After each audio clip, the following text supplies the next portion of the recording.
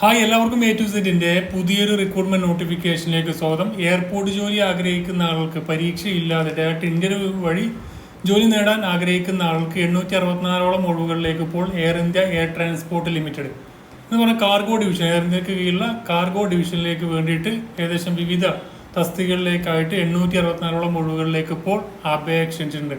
അപ്പോൾ ഇതിലേക്ക് എക്സാം ഒന്നുമില്ല, ഡയറക്റ്റ് ആപ്ലിക്കേഷൻ ഫോം ഫില്ല് ചെയ്യുക. എന്നിട്ട് ഈ പറയുന്ന അതിൽ ഡേറ്റ് പറയുന്നുണ്ട്, ആ ഡേറ്റ് നിങ്ങൾ ഇന്റർവ്യൂവിന് അറ്റൻഡ് ചെയ്താൽ മതി.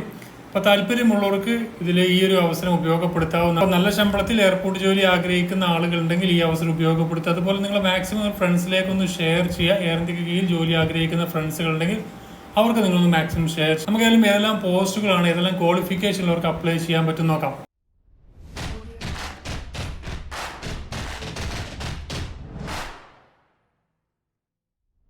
Airport service limited, air India air transport service limited ആണ് പുതിയ റിക്രൂട്ട്മെന്റ് നോട്ടിഫിക്കേഷനുമായി ചെന്നൈ ഇന്റർനാഷണൽ എയർപോർട്ടിലേക്ക് വേണ്ടി, സദേൺ റീജിയനിലെ ചെന്നൈ ഇന്റർനാഷണൽ എയർപോർട്ടിലേക്ക് വേണ്ടി ഫിക്സഡ് ടൈം കോൺട്രാക്ട് ബേസിൽ ആളുകളെ റിക്രൂട്ട് ചെയ്യുന്നത്. ഏകദേശം 862ഓളം വേക്കൻസികളാണ് ടോട്ടൽ റിപ്പോർട്ട് ചെയ്തിരിക്കുന്ന വേക്കൻസികൾ. അപ്പോൾ അതിലേക്ക് നിങ്ങൾക്ക് ഡയറക്റ്റ് ഇന്റർവ്യൂ ആണ്, എക്സാം ഒന്നുമില്ല, ഡയറക്റ്റ് ഇന്റർവ്യൂ വഴി നിങ്ങൾക്ക് അതിലേക്ക് അറ്റൻഡ് ചെയ്യാൻ കഴിയുന്നതാണ്. മിനിമം 10ാം ക്ലാസ് മുതൽ യോഗ്യതകൾക്ക് അപ്ലൈ ചെയ്യാൻ പറ്റുന്നതാണ്. നമ്മൾ നോക്കുകയാണെങ്കിൽ ഇതിലേക്ക് പറയുന്ന പോസ്റ്റുകളും മറ്റു കാര്യങ്ങളും നോക്കുകയാണെങ്കിൽ കസ്റ്റമർ ഏജന്റ് എന്ന് പറഞ്ഞ പോസ്റ്റ് ഉണ്ട്. അതിലേക്ക് വന്നിരിക്കുന്നത് 21,300 ശമ്പളം. 332 വേക്കൻസി ഉണ്ട്. 332 വേക്കൻസി ഉണ്ട്. ജനറൽ വിഭാഗം 28 വയസ്സ്, OBC 31, SC ST 33 വയസ്സുകൾക്ക് അപ്ലൈ ചെയ്യാൻ പറ്റും. ഇതിൻ്റെ ഇന്റർവ്യൂ നടക്കുന്നത് 9/5/2022 ആണ്. 9 മണി മുതൽ 12 മണി വരെയാണ് ഇന്റർവ്യൂ. ക്വാളിഫിക്കേഷൻ പറയുന്നത് graduate from a recognised university under 10+2+3 regular ബേസിൽ ഗ്രാജുവേഷൻ ഉണ്ടായിരിക്കും.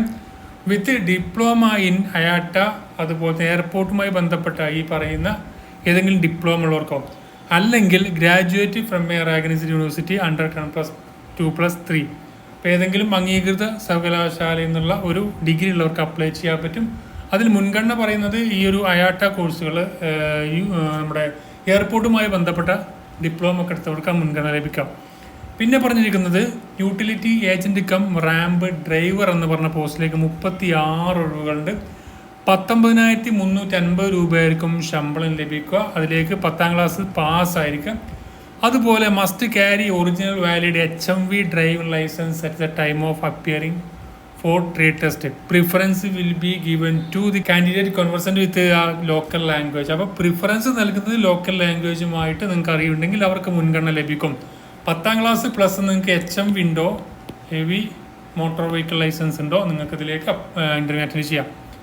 ജനറൽ 28, OBC 31, SC ST 33 വയസ്സാണ് ഏജ് ലിമിറ്റ്. 14/5/2022 ഇന്റർവ്യൂ നടക്കുന്നത്. 9 മണി മുതൽ 12 മണി വരെ. Air India staff housing colony, GST road, Meenambakkam, Chennai 600-027 എന്ന വിലാസത്തിലാണ് ഇന്റർവ്യൂ. ഹാൻഡിമാൻ എന്ന് പറഞ്ഞ പോസ്റ്റ്, ഏറ്റവും കൂടുതൽ ഒഴിവുകളുള്ള ഹാൻഡിമാൻ പോസ്റ്റാണ്. അതിലേക്ക് 494 ഒഴിവുകളുണ്ട്. 17,520 രൂപയായിരിക്കും ശമ്പളം. Must be able to read and understand English language, knowledge of local and Hindi language, ability to understand and speak is desirable. അപ്പം മിനിമം 10ാം ക്ലാസ് ഉണ്ടായിരുന്നാൽ മതി. പ്ലസ് നിങ്ങൾക്ക് ഡിസേബിൾഡ് ക്വാളിഫിക്കേഷൻ, നിങ്ങൾക്ക് ലോക്കൽ ലാംഗ്വേജ്, ഇംഗ്ലീഷ് ലാംഗ്വേജ് എന്നിവ അറിഞ്ഞിരിക്കുക. അതുപോലെ അതുമായി ബന്ധപ്പെട്ട് സ്പീക്കും അതുപോലെ റൈറ്റിങ്ങും ഒക്കെ അറിഞ്ഞിരിക്കാം. അതിലേക്ക് ഏജ് ലിമിറ്റ് 28 വയസ്സാണ്. OBC 31, SC ST 33 വയസ്സാണ് age limit. 11/5/2022 interview. Air India same location തന്നെയാണ് ഇന്റർവ്യൂ നടക്കുന്നത്. അപ്പോൾ ഇതിലേക്ക് ക്വാളിഫിക്കേഷനും ഏജ് ലിമിറ്റോ കണക്കാക്കുന്നത് 1 മെയ് 2022 കണക്കാക്കിയിട്ടായിരിക്കും ഏജ് കണക്കാക്കുന്നത്.